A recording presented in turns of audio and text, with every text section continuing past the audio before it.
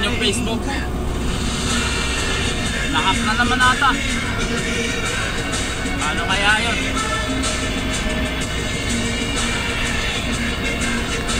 Lagi na lang ganun. Napakarami ko na nagawang Facebook. Ano, nawawala.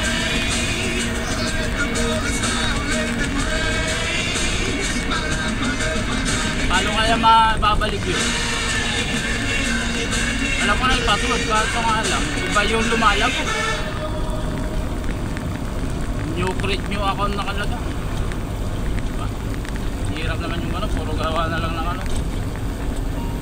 Gawa na lang, puro gawa na lang ng...